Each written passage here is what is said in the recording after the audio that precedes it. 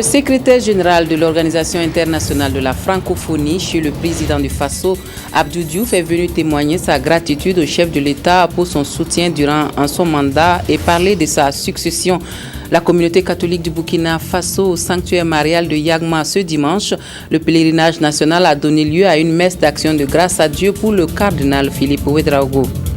Et puis, nous avons une intense activité politique ce week-end au Burkina Faso. Nous aurons dans ce journal les échos du PDS Metba et l'autre Burkina en Assemblée générale à Ouagadougou, le meeting du MPP à Bobo-Dioulasso et la clôture des journées parlementaires du groupe UPC à Ouaïgouya. Et puis, une invitée dans ce journal, nous recevrons la ministre de la Promotion de la Femme et du Genre avec qui nous parlerons du Forum national des femmes et de la célébration du 8 mars à Banfora. C'est le menu du grand journal de ce dimanche sur la télévision du Burkina. Bienvenue à tous et merci de nous suivre.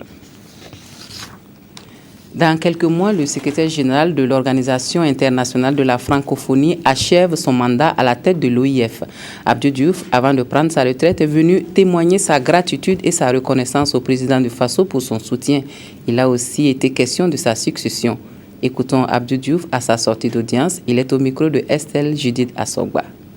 Vous savez que quand j'ai été élu secrétaire général de la francophonie à Beyrouth en 2002, le premier sommet de la francophonie auquel j'ai assisté en tant que secrétaire général de la francophonie s'est tenu ici à Ouagadougou.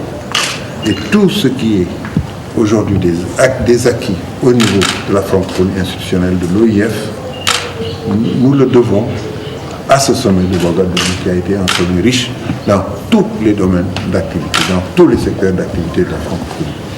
Alors, je suis venu féliciter et remercier mon ami le président Blaise Compaoré. Le remercier aussi pour les actions récentes dans la gestion des crises que nous avons traversées. Personne ne peut imaginer le sens du sacrifice dont il a fait preuve pour arriver à résoudre des crises plus difficiles que ce qu'on pouvait imaginer. Et j'en suis témoin. Je tenais donc à vous le lui dire. Et j'ai choisi de le faire maintenant, parce que dans quelques mois, je termine mon mandat de secrétaire général de la francophonie, ma mission à la tête de la francophonie et ma vie publique. Donc je resterai toujours l'ami du président Compaoré, bien entendu, mais je ne pourrai plus venir le voir escalité comme secrétaire général de la francophonie. Vous savez qu'au sommet de Dakar, se termine mon troisième mandat et je m'arrête, bien entendu. C'est clair et net et précis et irrévocable. J'ai donc demandé au président Compaoré aussi, en liaison avec ses collègues chefs d'État et de gouvernement de la francophonie, de tout faire pour trouver un successeur à temps pour que le travail que nous avons commencé puisse être poursuivi dans les meilleures conditions possibles et pour mettre la francophonie dans de bonnes mains. Et je suis sûr qu'il y a beaucoup d'hommes et de femmes de qualité dans l'espace francophone qui sont capables de tenir ce poste. La communauté catholique du Burkina Faso au pied de Notre-Dame de Yagma ce dimanche pour le pèlerinage annuel. La particularité cette année, c'est l'accueil triomphal au tout nouveau cardinal Philippe Ouédraogo. La messe de ce jour est une action de grâce à Dieu pour cet honneur fait à l'église catholique du Burkina Faso par le pape François. La cérémonie s'est déroulée en 2 temps. Maxime Zongo y était. C'est une foule innombrable venue de tous les arrondissements de Ouagadougou, de l'intérieur du Burkina, mais aussi de pays amis qui a tenu à marquer de sa présence cette messe d'action de grâce qui consacre la création du 2e cardinal du Burkina. Émotion, ovation soutenue, bref, c'est dans une ambiance indescriptible que le tout nouveau cardinal a été accueilli au pied de Notre-Dame de Yagama. Nous avons vu comment les manifestations ont eu lieu ces jours-ci, aussi bien de la part des musulmans, des protestants, de la religion traditionnelle, les chefs coutumiers, sans compter le gouvernement qui s'est beaucoup impliqué dans cet événement.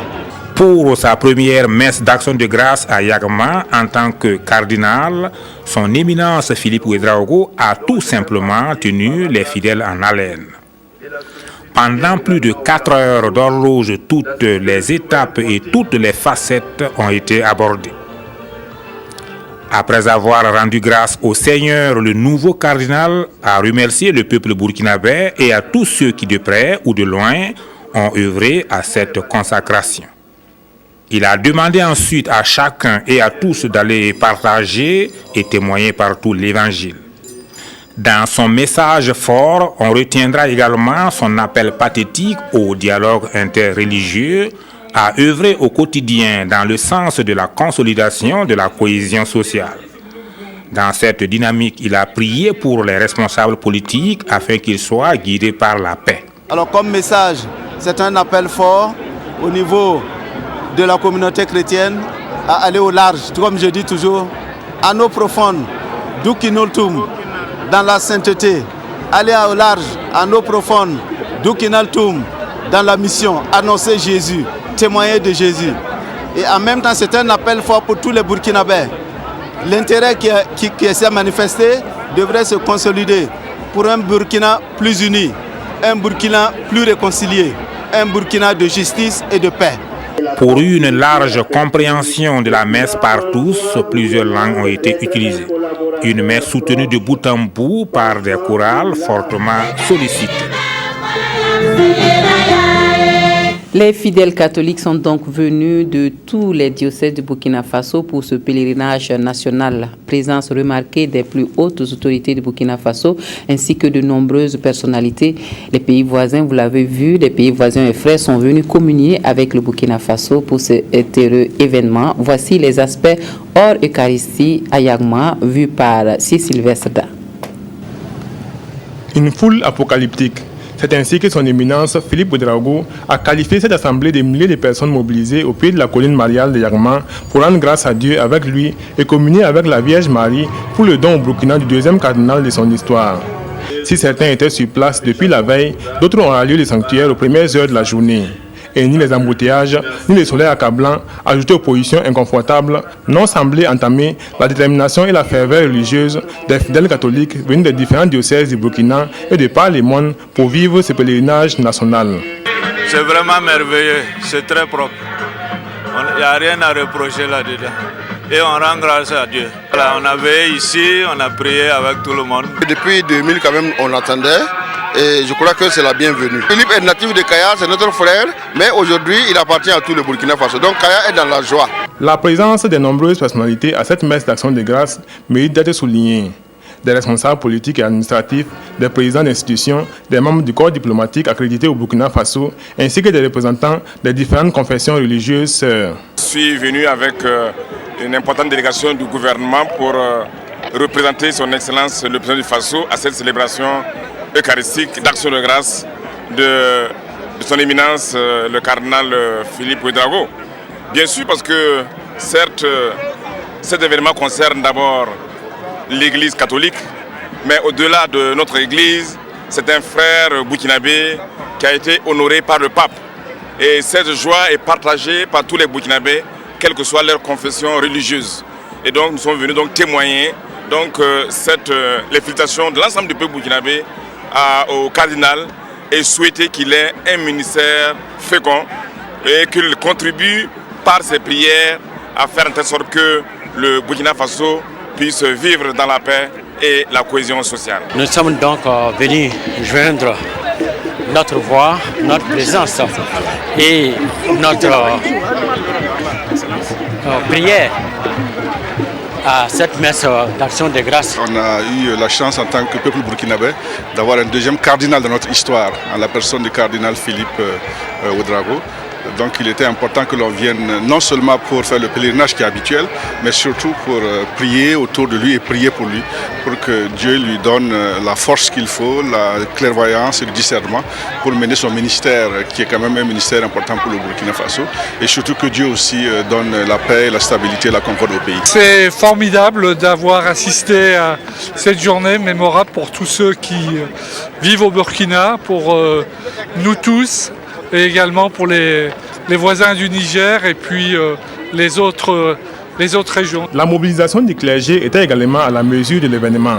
Des prêtres, des diacres et des pères, les évêques de la conférence épiscopale Burkina-Niger et aussi du Mali et du Togo. Les sœurs religieuses de congrégations tout azimut n'ont pas voulu également se faire compter l'événement. En tant que prêtre de l'Église, nous sommes ravis que notre père évêque soit élu comme conseiller dans le Sénat de l'Église universelle. Cela veut dire qu'une bonne richesse de notre Église famille pourra être donnée à l'Église universelle. Et que serait une telle célébration sans la chorale, quand on sait que pour les chrétiens, chanter, c'est prier 2 fois.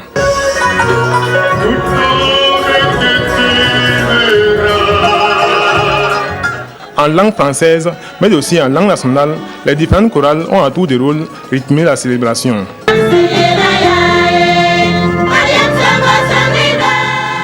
En famille avec Marie, à la suite du Christ, lumière du monde, célébrons et transmettons notre foi est le thème sous lequel est organisé ce pèlerinage au sanctuaire Notre-Dame de Yarma. Prévu pour être diocésain au départ, son caractère national s'est imposé avec la création du cardinal Philippe Ouedraogo. Actualité politique à présent que nous ouvrons avec la fin des journées de réflexion du groupe parlementaire UPC à Waiguia. Les députés de l'Union pour le progrès et le changement à l'issue de leur concertation recommandent la tenue d'un audit sur le fichier électoral et sa révision et une formation continue de leurs délégués dans les bureaux de vote. À noter que les débats se sont menés autour de l'élection présidentielle de 2015 au Burkina Faso, Omaro Mourmenga. Des travaux de groupe sur la responsabilité des partis politiques sur les techniques électorales, une rencontre avec des militants UPC à Waiguia, une photo de famille politique et les participants aux premières journées parlementaires du groupe UPC peuvent adopter leur rapport de synthèse des travaux. Une feuille de route portant recommandations pour la conquête démocratique du pouvoir d'État en 2015 selon ses députés. L'UPC est un parti jeune et il faut qu'au moindre recoin du Burkina, que le parti soit présent. Ayant participé à plusieurs élections, on voit beaucoup de défaillances dans notre code électoral, ce qui rend possible les fraudes et puis pas mal de choses. Je pense qu'il y a beaucoup de points à modifier. Et effectivement, au cours de ces travaux, on a envisagé la possibilité de mettre en place une équipe qui va travailler sur l'amélioration du code électoral. Entre autres ces recommandations, il y a la mise en place d'une cellule permanente qui va gérer les questions de formation des délégués du bureau de vote, de suivi, évaluation des élections et pré- ou post-électorales. Ensuite, il y a nous avons trouvé nécessaire de demander un audit du fichier électoral existant et aussi la révision permanente, n'est-ce pas, de ce fichier-là. Les députés du groupe UPC ont désormais leur stratégie électorale sur papier.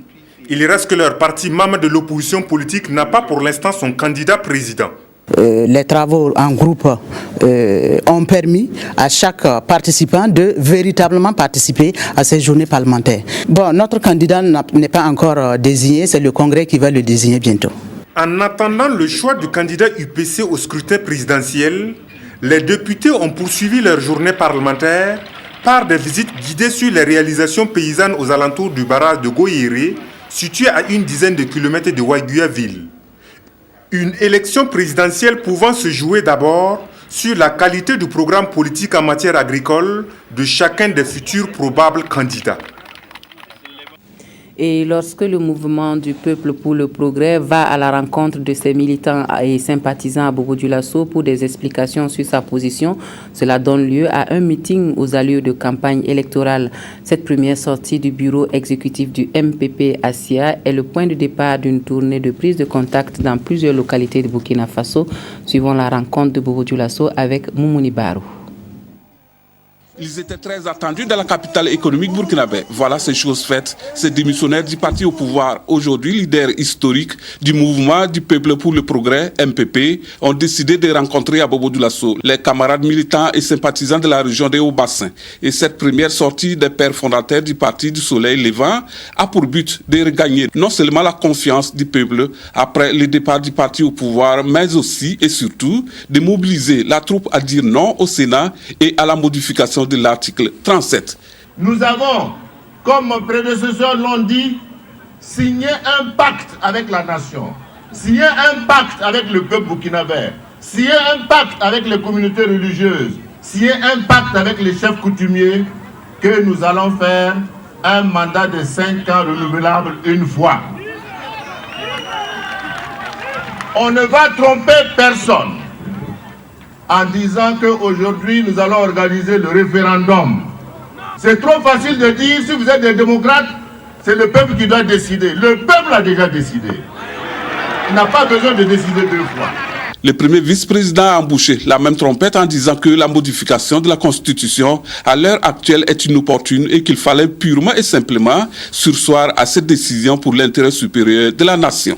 Jeunes, sages, femmes et tous ont pris l'engagement de soutenir les partis pour le combat politique. À cet effet, ils ont évoqué un certain nombre de préoccupations relatives à la représentation de toutes ces couches au bureau exécutif. Une promesse qui sera examinée lors du congrès prochain du parti à Ouagadougou, selon le président Roch. Et après l'étape de Bobo Dioulasso, le bureau exécutif de MPP a prévu de se rendre ce dimanche 2 mars 2014 dans la cité des paysans noirs pour mobiliser les militants et sympathisants. À Ouagadougou, les femmes de l'autre Burkina, Parti pour le socialisme et la refondation, se mobilisent pour relancer les activités du parti dans le Kadiogo. L'Assemblée générale avait pour but la mise en place et le renouvellement des structures de base. Occasion pour le président du parti de donner sa lecture de la situation nationale, Nicolas Zigani. La réflexion à cette Assemblée générale des femmes a été menée autour du thème « Contribution des femmes à l'implantation de l'autre Burkina », Parti pour le socialisme et la refondation. Les femmes ont été alors invitées à mettre en place ou à renouveler les structures de base. L'expérience de la campagne nous a montré qu'avec les femmes, vous pouvez aller loin. Elles savent faire leur choix. Elles savent s'organiser. Et quand elles font un choix, elles restent constantes. Je ne vais pas parler des jeunes. Nous avons vu des jeunes qui ont souvent 3 casquettes. Ça, c'est compliqué pour nous. Ces femmes-là, nous avons confiance en elles. Nous les avons connues depuis longtemps. Et nous les avons identifiées depuis longtemps. Pendant la campagne, et nous avons accompagné. Aujourd'hui, elles sont là. Une occasion pour le président national du parti de donner sa lecture par rapport à la situation nationale. Notre position n'a pas varié d'un iota. Par contre, là où de plus en plus, il faut être beaucoup plus pédagogique, c'est expliquer ce qui se passe par rapport aux dispositions de la Constitution. Nous disons comme notre parti que rien n'interdit qu'on étudie l'article 37 parce que la Constitution l'accepte. Ça, c'est le premier élément. Le deuxième élément, pour plusieurs autres raisons, nous avions depuis un certain temps dit qu'il n'était pas opportun, pertinent de réviser l'article 37.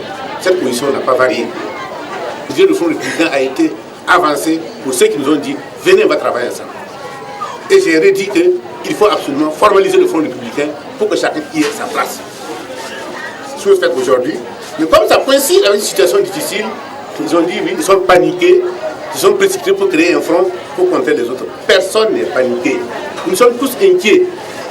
Ceux d'en face, nous, ceux qui sont derrière, nous sommes tous inquiets. Je peux être candidat.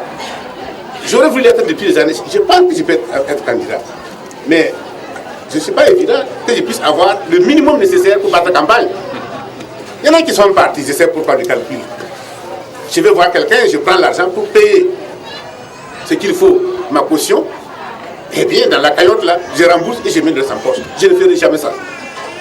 Le parti, pour l'instant, garde une grande confiance à l'égard des femmes pour leur capacité de mobilisation. L'autre Burkina n'est pas sectaire au changement. Pour le président du parti, le changement doit inclure tout le monde. Les responsables du Parti pour la démocratie et le socialisme, parti des bâtisseurs, eux ont voulu donner l'information juste et de vive voix sur la situation nationale à leurs militants et sympathisants. Le PDS METBA a dans la même veine apprécié la participation de l'opposition à la médiation conduite par le président Jean-Baptiste Ouédraogo. Bouma Ernest Nebié était à l'Assemblée générale hier soir au siège du parti. Les premiers responsables du Parti pour la démocratie et le socialisme PDS METBA veulent à travers cette Assemblée générale donner l'information officielle sur la situation politique actuelle du Burkina à leurs militants du Kadiogo. Ils veulent l'information directe, pas par les on-dit ou bien seulement par la presse. Que comment leurs responsables puissent leur dire effectivement voilà leur compréhension de la situation nationale et les encourager à aller dans le même sens qu'on ait une vision commune sur la situation, que ce soit, il n'y ait pas de on dit là, non, ce que la direction dit, voilà un peu notre position. La direction du parti a ainsi au cours de la rencontre fait cas des différentes démissions au sein du CDP du Forum républicain le 23 janvier dernier et de celle du Parti des démissionnaires, le Mouvement du Peuple pour le Progrès MPP, le 25 janvier 2014. Elle a également fait le point des différentes rencontres de l'opposition avec la médiation sur la situation politique actuelle, une médiation conduite par l'ancien président du Faso Jean-Baptiste Ouédraogo qui vise l'apaisement de la situation politique par le dialogue. Le coup d'envoi a été donné hier pour la Semaine nationale de la femme au Burkina Faso avec comme point d'orgue l'organisation du Forum national des femmes et la célébration du 8 mars à Banfora. C'est pour parler de ces deux événements que nous recevons sur notre plateau Madame la ministre de la Promotion de la Femme et du Genre, Madame Nestorine Sangaré-Compaoré. Bonsoir Madame le ministre. Bonsoir. Alors c'est parti donc pour la Semaine nationale de la femme au Burkina Faso. Comment se préparent ces deux événements majeurs? Sous quels auspices se tiennent la célébration de la femme au Burkina et surtout le Forum national des femmes? Est-ce que tout est fin prêt à Banfora? Merci beaucoup. La célébration cette année, elle est vraiment placée sous une volonté d'approfondissement de la réflexion que nous avons engagée l'année passée sur la problématique du développement de l'entrepreneuriat féminin dans notre pays. Et nous voulons cette année nous pencher particulièrement sur la question de l'accès des femmes au financement. Et pour cela, nous avons fait un travail de collecte d'informations auprès des intéressés sur toute l'étendue du territoire pour voir, selon les différentes sources de financement disponibles, quels sont les obstacles que les femmes rencontrent actuellement pour pouvoir accéder à des financements de qualité et des financements qui soient donc adaptés à leurs activités économiques. Alors pour cette année, nous sommes en train de combiner le 8 mars et le Forum national des femmes parce que nous avons vu que la célébration de ces deux événements dans une même année prend beaucoup de temps au travail au sein du département. Et également, nous avons pu nous rendre compte que en faisant donc cette combinaison, cela nous permet d'économiser par rapport aux dépenses à consentir.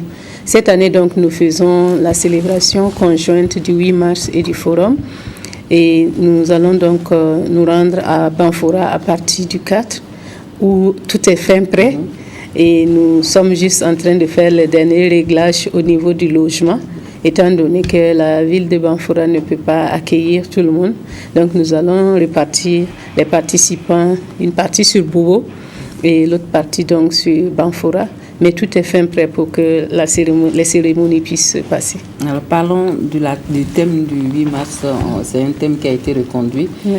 Quelle est la situation de la femme burkinabé actuellement? Si vous pouvez faire juste une lecture rapide de la situation de la femme burkinabé. Alors, en termes de lecture rapide, je dois dire que depuis plusieurs années, l'État burkinabé, les acteurs de la société civile, toute la communauté nationale à travailler à une amélioration de la situation sociale des femmes, en particulier dans des secteurs clés comme l'éducation, la santé. Et également dans le domaine de la justice, nous sommes aujourd'hui satisfaits du fait que beaucoup de textes favorables aux femmes ont été pris dans notre pays. Maintenant, l'application de ces textes varie d'un secteur ou d'un domaine à l'autre. Et dans le domaine économique, nous pensons qu'il reste encore un retard à rattraper en ce qui concerne l'autonomisation économique des femmes à travers notamment la promotion de l'entrepreneuriat féminin. À ce niveau, nous avons, selon les données disponibles, 8,8% de femmes qui disposent d'une entreprise formelle. La majorité des femmes se retrouvent encore dans le secteur informel. Et quand elles vont pour demander un crédit pour leurs activités, 63% de celles qui sont actives dans le secteur économique demandent moins d'1 million. Avec moins d'1 million, c'est insuffisant pour développer des activités d'une certaine envergure. Il apparaît également que beaucoup de femmes qui ont pu bénéficier des financements auprès des caisses populaires, auprès du Fonds d'appui aux activités rémunératrices des femmes et d'autres structures de financement ont besoin aujourd'hui entre 2 millions, 5 millions jusqu'à 10 millions pour pouvoir développer davantage des activités dans la transformation des produits agricoles, dans le domaine du tissage et dans d'autres domaines où les femmes sont très performantes actuellement, mais elles n'ont pas assez de moyens.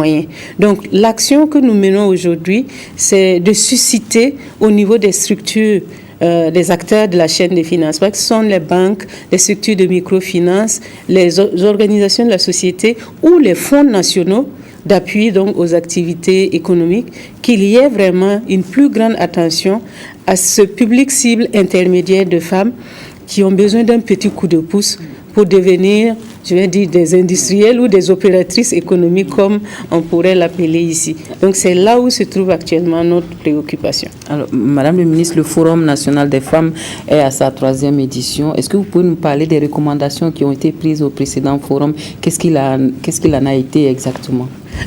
Il y a plusieurs recommandations qui ont été prises au précédent forum.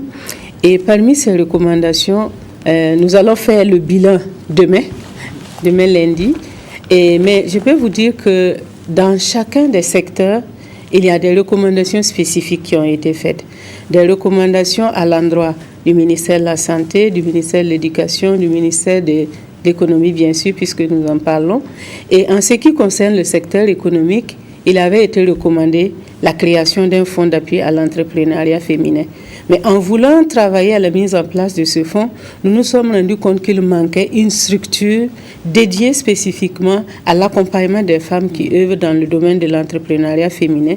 C'est pourquoi nous avons mis en place une direction générale de la promotion de l'entrepreneuriat féminin au sein du département. Nous avons pu développer les textes. Ces textes-là ont été soumis en conseil de cabinet pour la création du fonds d'appui à l'entrepreneuriat féminin. Et nous sommes donc en train maintenant de finaliser ces documents pour que ce fonds-là soit effectif. Par ailleurs, avec le ministre de l'Économie, nous réfléchissons à une solution parce que même s'il y a un fonds, il y a encore l'épineuse question des garanties pour permettre donc aux femmes qui n'ont pas de garantie de pouvoir accéder et donc pour créer une ligne de crédit de garantie qui pourrait couvrir donc les emprunts que les femmes viendraient à solliciter.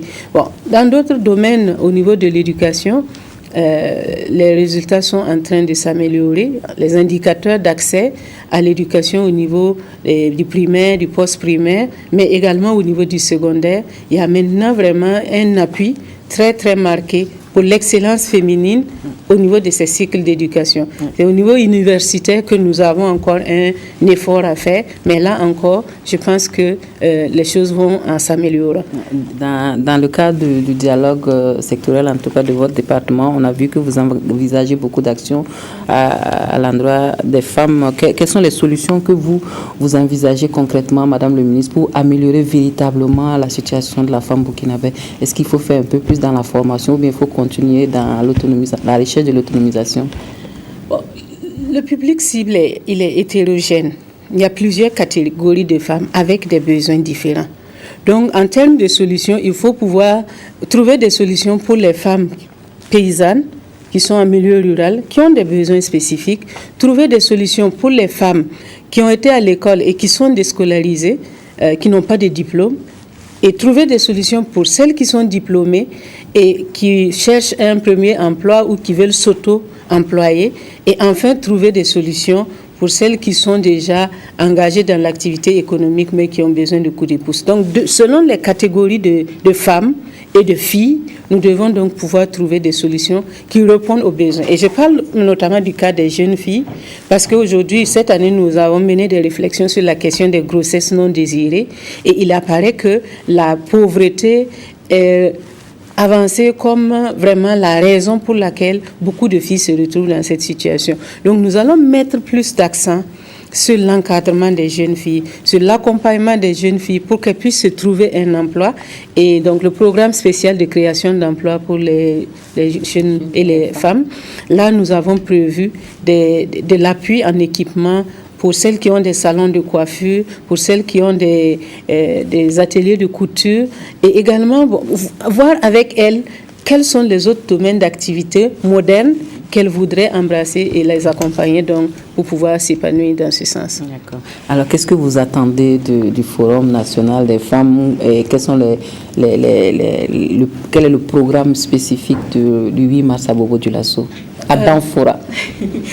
Du programme national des femmes, Forum national des femmes, ce que nous attendons, c'est vraiment qu'à la sortie de ce forum, les structures bancaires, toutes les structures qui apportent du financement puissent se positionner, puissent faire des offres sur comment ils vont augmenter les ressources allouées aux femmes, l'accompagnement en direction des femmes et également comment ils vont innover dans les produits financiers destinés aux femmes. Parce que souvent, il y a les crédits, mais ce n'est pas adapté aux activités que mènent les femmes.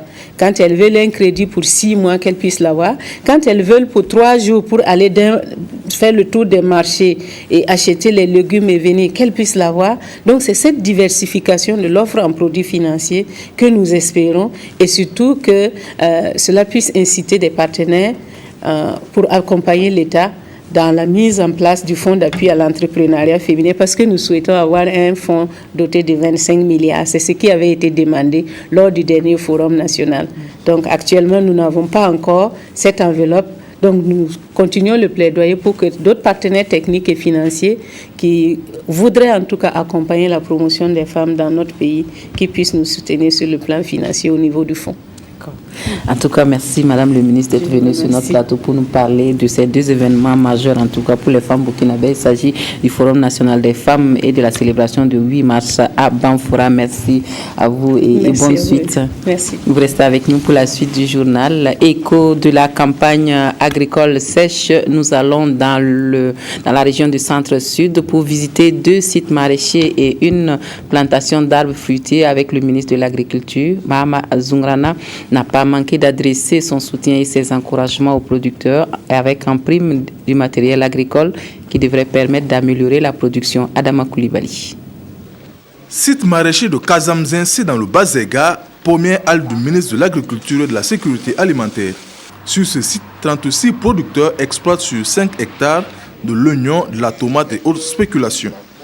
Mais ce qui aurait surtout captivé l'admiration de Mahama Zungrana, c'est la plantation de Daniel Compaoré à Toessé, toujours dans le Bazega. Il se consacre surtout aux fruits tels que les oranges, papayes, pamplemousse, tangelots et j'en passe, sur plus de 4 hectares. Ce que nous venons de voir ici, c'est l'exemple type d'un expert agricole, d'un entrepreneur agricole, un ancien ouvrier de Flex Faso, qui s'est reconverti dans les plantations. Et ce que nous venons de voir ici montre vraiment un niveau de technicité très élevé. Voilà un monsieur qui fait du greffage tout seul. Et je pense que c'est une vraie école pour nos propres cadres. Monsieur Compaoré travaille essentiellement avec sa famille et a recours de temps en temps à la main-d'œuvre extérieure. Pour 2 récoltes par an, il s'en sort avec plus de 4 millions de francs CFA par récolte.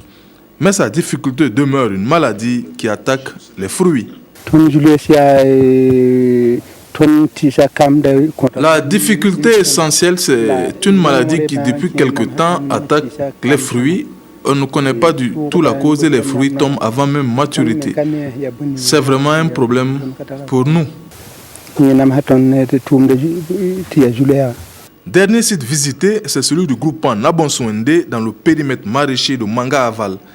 Dans l'ensemble, différentes questions ont été soulevées par les producteurs, notamment celle de la commercialisation qui, selon le ministre, est à l'étude. Nous sommes vraiment satisfaits et nous souhaitons vraiment que les producteurs restent engagés et puissent vraiment s'organiser pour essayer de régler la question de l'aval de la production.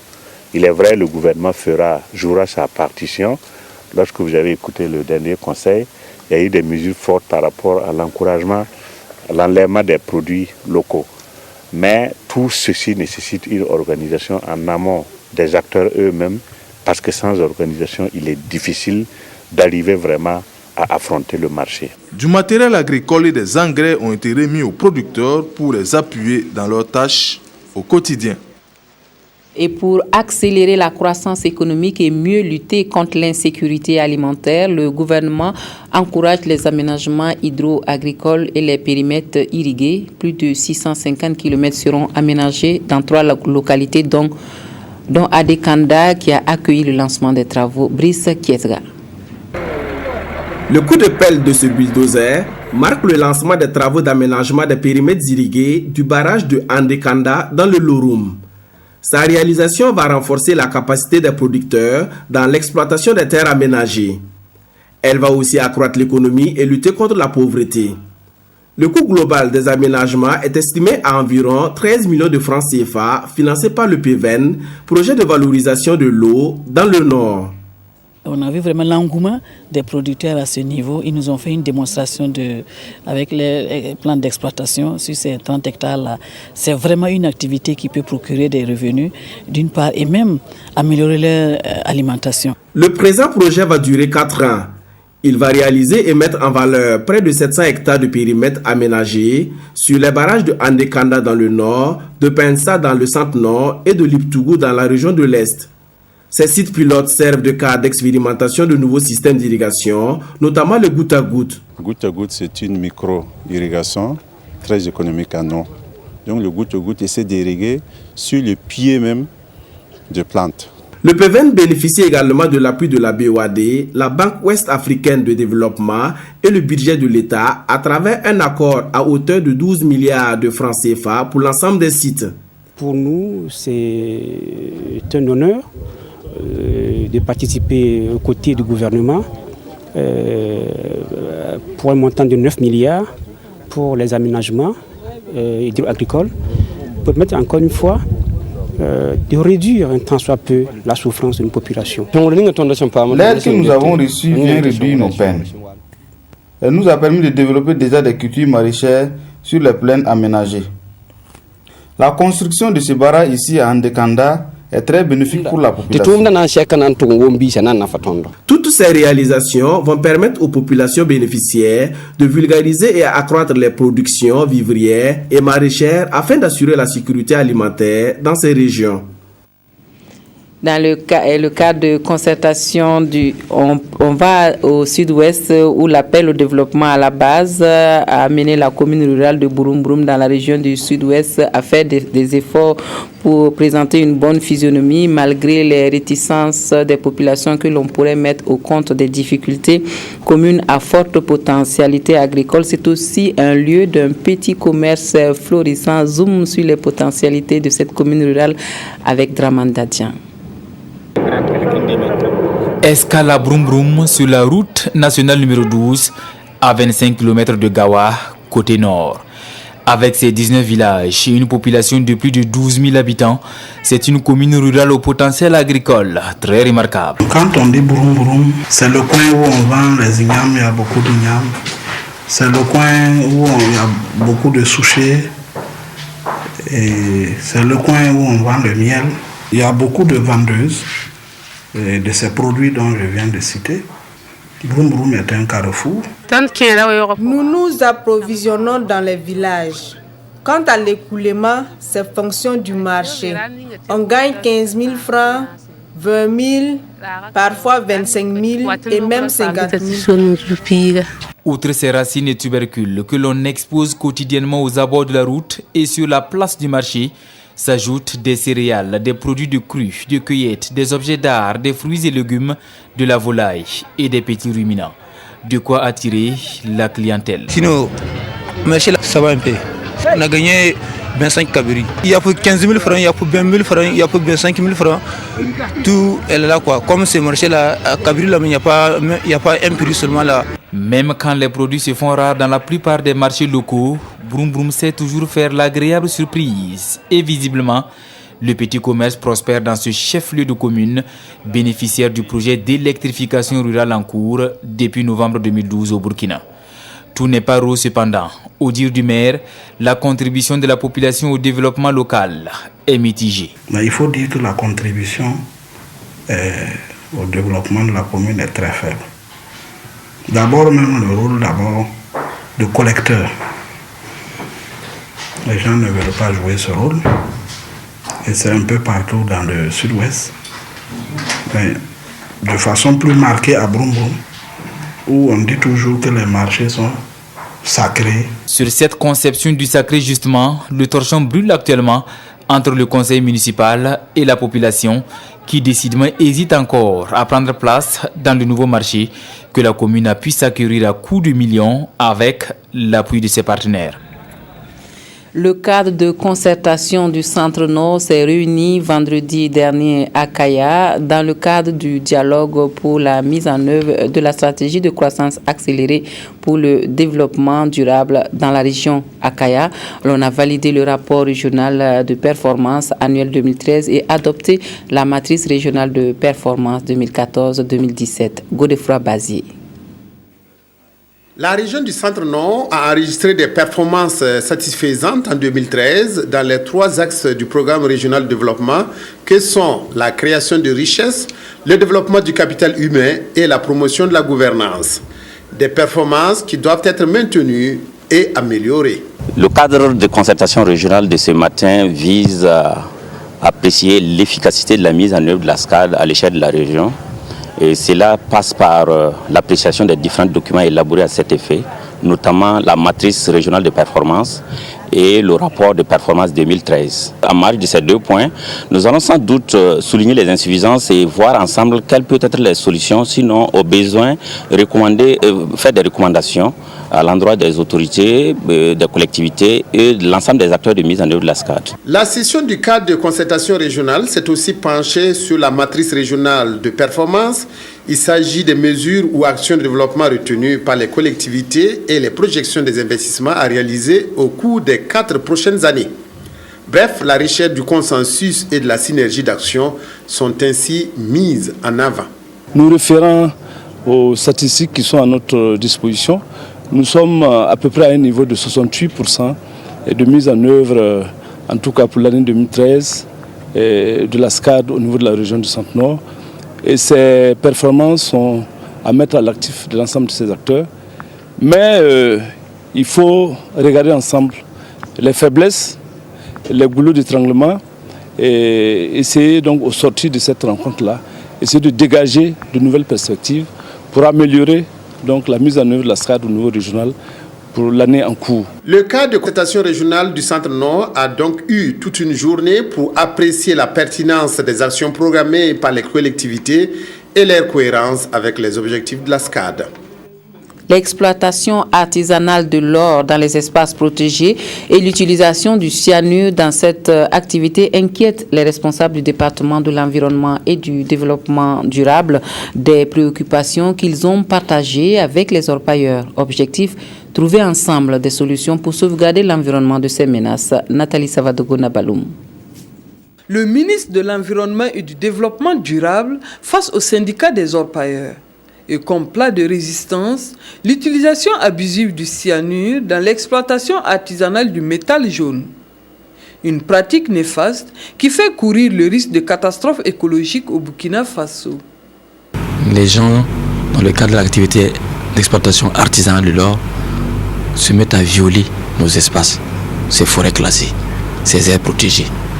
Nous avons en charge la préservation de ces aires protégées-là. Nous devons les conserver, les valoriser pour nous-mêmes et pour les générations futures. Il y a des actions de production ou de consommation qui ne sont pas durables parce qu'elles sont destructrices de l'environnement, elles sont consommatrices de l'environnement, des ressources naturelles. Et l'orpaillage artisanal fait partie de cela. Vous partez dans nos forêts, dans nos régions, les gens se mettent à creuser les trous un peu partout. On utilise du cyanure, un produit qui a des effets dangereux sur la santé humaine. Ça attaque le cerveau. Un produit qui empoisonne nos nappes phréatiques. Si la nappe phréatique est empoisonnée, ça veut dire que nos cours d'eau, nos puits, les cours d'eau auprès desquels s'abreuvent les animaux sont empoisonnés.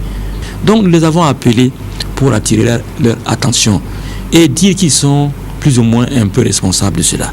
Le souci ici, c'est la dégradation des ressources naturelles qui doit interpeller plus d'un. Sensibiliser et toujours sensibiliser, c'est l'essentiel du message du jour entre les deux parties. Tout en saluant l'initiative, les orpailleurs rassurent que des dispositions sont prises pour débarrasser les sites d'orpaillage des produits dangereux pour l'homme, mais aussi pour son environnement. Nous, on a essayé pour sensibiliser les gens. Toute année de territoire, c'est pas facile. Il n'y a pas de carburant, il n'y a pas de bons véhicules pour aller. Vraiment, c'est un peu compliqué, mais nous sommes bien organisés, petit à petit. Si tu es prêt à te dire, ça va aller. De cette rencontre, il est ressorti des propositions visant à renforcer les capacités des orpailleurs en matière de textes résistant à l'exploitation de l'or au Burkina Faso. L'administration parlementaire à l'école de la gestion des conflits et du management des ressources humaines. C'est une initiative de la section Burkina du réseau africain des personnels des parlements. L'ambition étant de mettre au service de l'Assemblée nationale une administration plus efficace et plus compétente. Sougrinoma Ibrahim Digma. Les travailleurs de l'Assemblée nationale s'instruisent sur le management du personnel et la gestion des conflits. C'est une opportunité à eux offerte par le réseau africain des personnels des parlements RAP, section du Burkina Faso. Le réseau à sa création a estimé qu'il n'existait pas de cadre formel dans aucun pays africain de formation du personnel administratif. Et il a été demandé à chaque section nationale de voir avec les services en charge de la formation pour organiser des formations au profit du professionnel. Pendant 72 heures, cette quarantaine de fonctionnaires parlementaires va décortiquer des modules portant sur les défis et les enjeux des ressources humaines, la prévention et la gestion des conflits, l'évolution de la gestion du personnel. Cette formation viendra renforcer les capacités managériales de l'ensemble du personnel qui auront donc l'occasion de suivre ce séminaire, et c'est l'administration parlementaire donc qui tire le plus grand profit. Le réseau africain des personnels des parlements a été porté sur les fonds baptismaux en août 2003 à N'Djamena, en République du Tchad. Le comité de pilotage du programme d'appui à la politique sectorielle d'enseignement et de formation professionnelle dresse le bilan de ses activités de 2013 et définit les principaux axes d'intervention pour l'année en cours. Des précisions avec Estelle Judith Assogba. Les membres du comité de pilotage du programme d'appui à la politique sectorielle d'enseignement et de formation technique vont à cette troisième session apprécier les performances du programme de 2013 et se doter d'un plan d'action pour l'année en cours. Pour le secrétaire général du ministère de la Jeunesse, de la formation professionnelle et de l'emploi, malgré le démarrage tardif des activités, des résultats appréciables ont été engagés durant l'année écoulée. Pour 2014, le comité de pilotage a donné des orientations fermes au programme et l'accent sera mis sur la recherche des résultats auprès des bénéficiaires, en l'occurrence les jeunes et les femmes. Au cours de l'année 2014, on devrait pouvoir prioriser donc, les activités.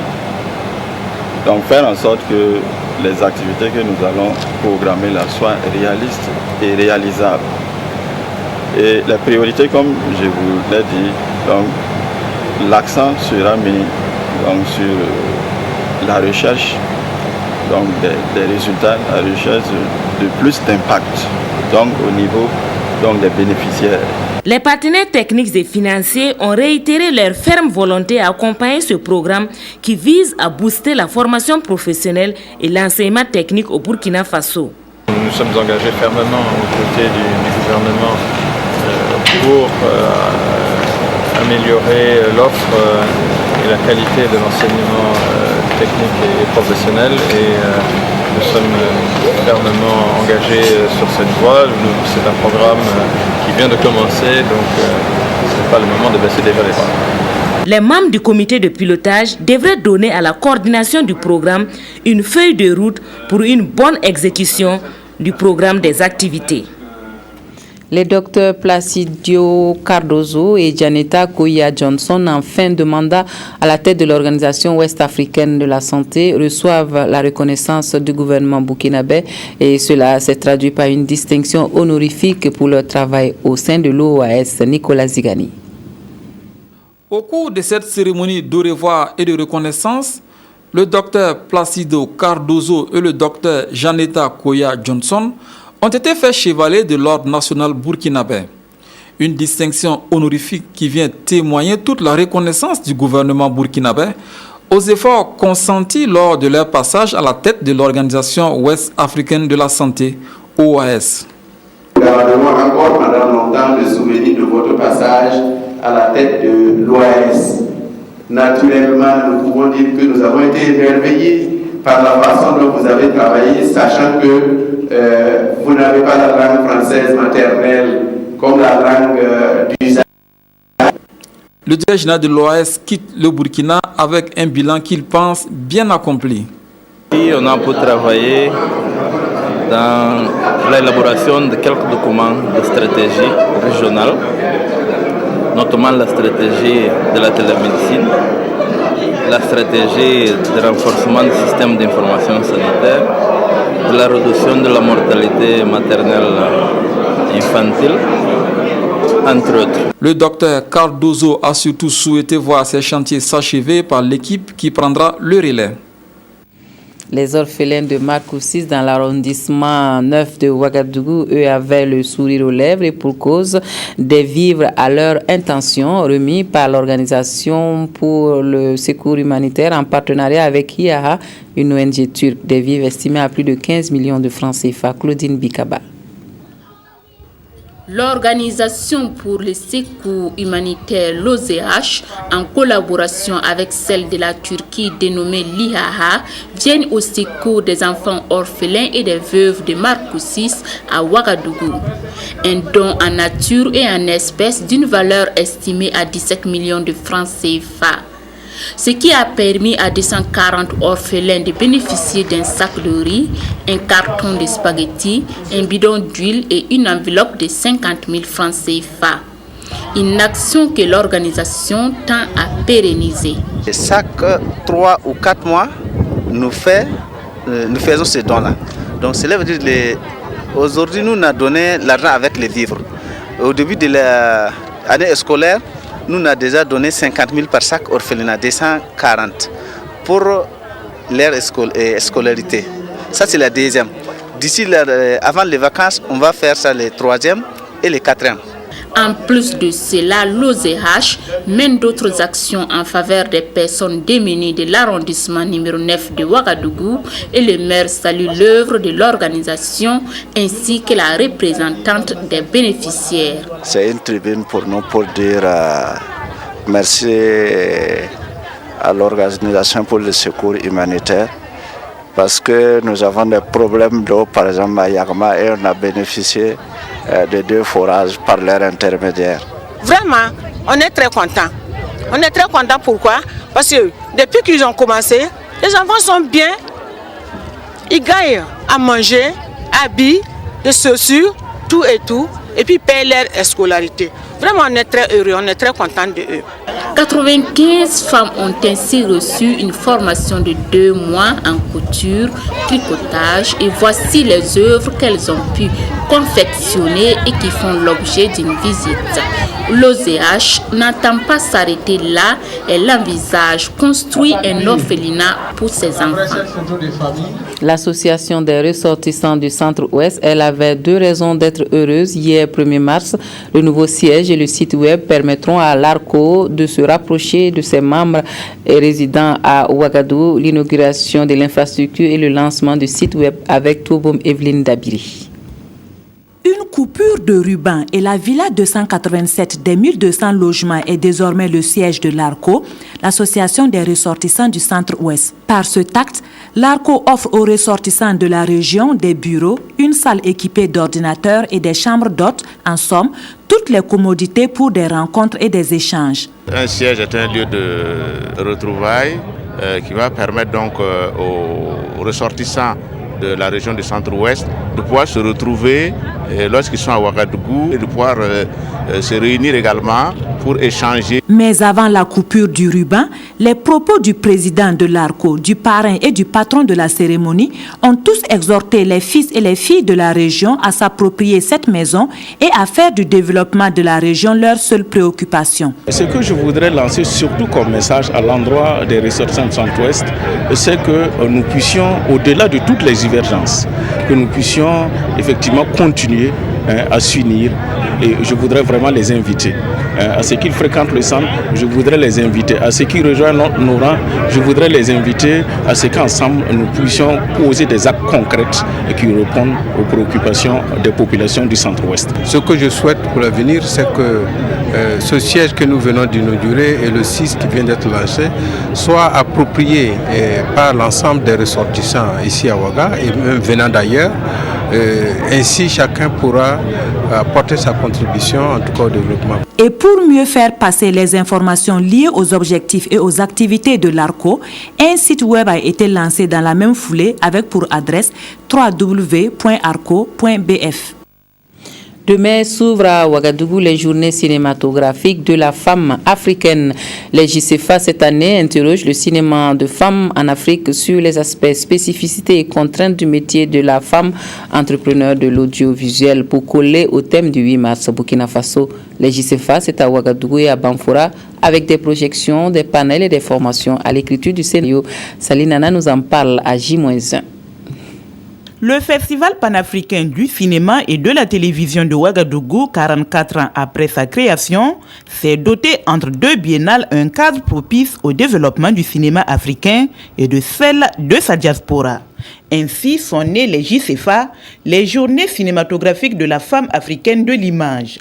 Après Koudgou en 2010 et Dédougou en 2012, Banfora abrite les JCFA 2014. Cette troisième édition dédiée à la femme africaine de l'image offre l'occasion à ces professionnels de débattre et d'échanger autour du thème « Cinéma de femmes en Afrique, spécificités et contraintes du métier de la femme entrepreneur de l'audiovisuel ». Les femmes qui se sont engagées dans l'entrepreneuriat au niveau du cinéma connaissent des difficultés, connaissent des contraintes spécifiques. Et il y en a plein aussi qui arrivent et qui veulent s'engager, qui ne connaissent pas le domaine. Donc ça a été l'occasion pour nous d'appeler à une réflexion autour de ce thème-là. Et je pense que ça va être l'occasion pour les professionnels de s'imprégner, pour celles qui veulent découvrir, et puis aussi pour celles qui sont déjà sur le terrain, de partager leurs expériences. Du 3 au 8 mars prochain, il y aura au programme des 3e JCFA des rencontres professionnelles entre femmes africaines de l'image, des débats pour identifier les facteurs endogènes et exogènes de la faible représentativité des femmes dans le cinéma et l'audiovisuel, mais aussi des projections de films. La principale innovation pour nous cette année, c'est qu'il n'y aura pas de ticket d'entrée, il n'y aura pas de billet pour entrer dans les salles, mais à la place, nous avons conçu une carte d'abonnement pour fidéliser le public, et ça sera tellement modeste, la contribution est modeste, de telle sorte que tout le monde peut s'en acheter, et puis ça permet aussi de s'engager et de soutenir les JCFA durablement. Aujourd'hui, la femme africaine se distingue malgré les difficultés dans ce monde du 7e art. En créant les JCFA, le FESPACO leur permet de se donner une visibilité et de contribuer par leur savoir-faire professionnel au développement du cinéma africain.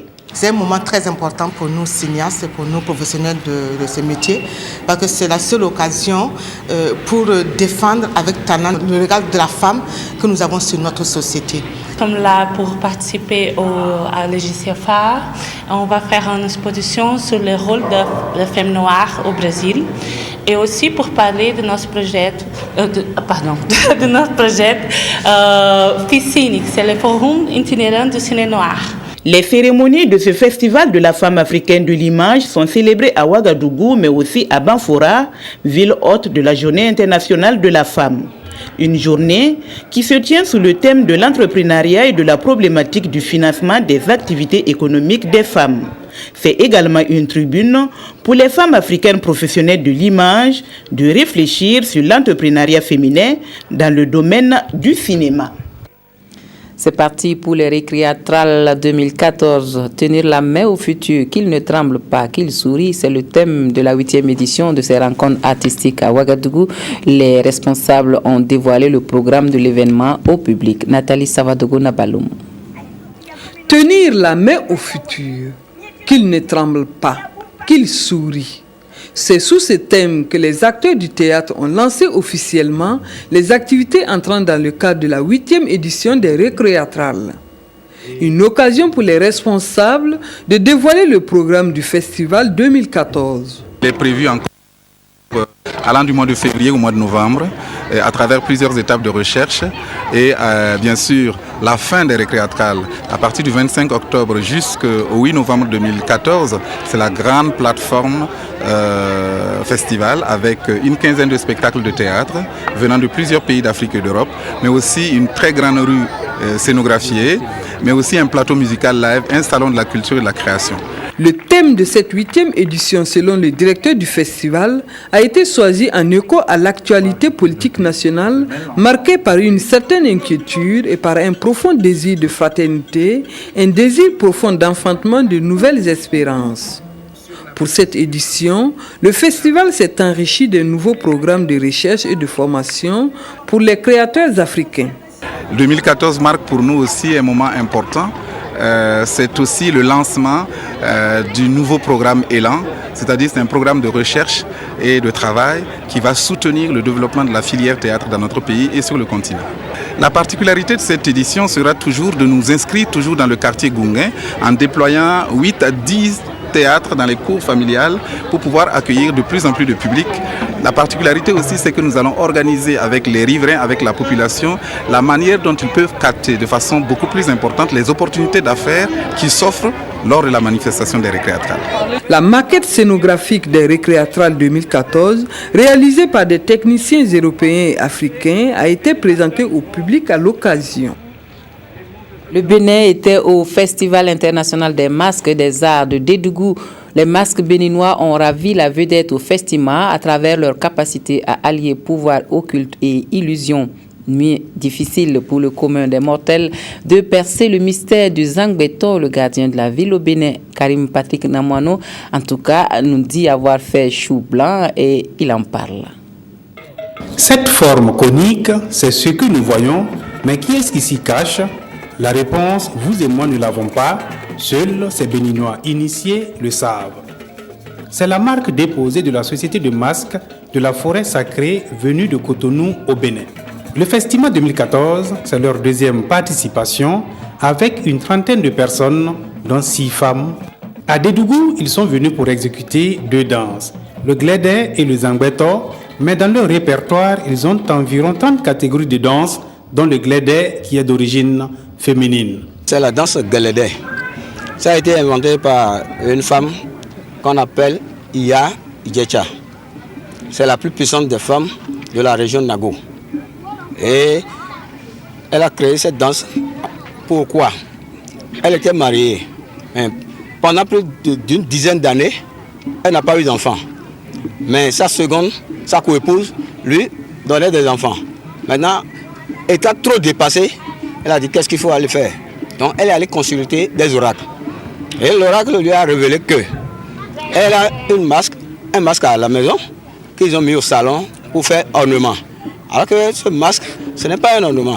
Il faut aller l'adorer et faire certains rituels que l'oracle a dit, ce qu'elle a été fait. Et après ces rituels, quelques mois passés, après, elle a conçu. Suivez bien. C'est là tout le mystère du masque Zangbeto.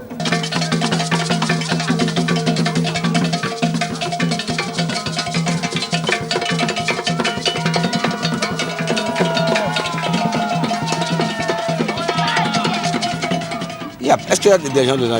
C'est le mystère. Nous sommes chez nous en Afrique et nous n'allons pas laisser notre culture mourir comme ça. Nous avons gardé notre tradition et que nous allons sauver. C'est pourquoi les gens croient qu'il y a des hommes dedans, il y a quoi? Mais on a soulevé, vous avez filmé. Qu'est-ce que vous avez vu? Rien. Après, vous avez vu des fétiches. On vous a présenté des fétiches. Donc c'est ceux-là, c'est ces fétiches, cette divinité-là qui nous protège et qui donne la force à ces gardiens de nuit pour protéger et le peuple, la population et tout le pays. Même quand on nous permet d'immortaliser ce contact d'avec le Zangbeto, c'est toujours avec la peur au ventre. Ce masque est inscrit au patrimoine immatériel de l'UNESCO. Le Burkina Faso, le Togo, le Niger, la France et la Suisse sont les pays déjà visités par la Société de masques de la forêt sacrée du Bénin. À chacune de leurs prestations, comme ici, à la cérémonie d'ouverture du Festival 2014, les Béninois suscitent curiosité, interrogation et rendent perplexes ceux pour qui l'invisible est une vue de l'esprit. N'est-ce pas là l'un des mystères du masque, servi de lien entre le visible et l'invisible? Et c'est mystérieusement que nous refermons le grand journal de ce dimanche sur la télévision du Burkina. Bien, merci à vous de nous avoir suivis. Toute l'équipe du 20h se joint à moi pour vous dire infiniment merci de nous avoir reçus chez vous toute cette semaine. Très bonne soirée à tous et à toutes et une excellente reprise pour demain. Moi, je vous retrouve bientôt.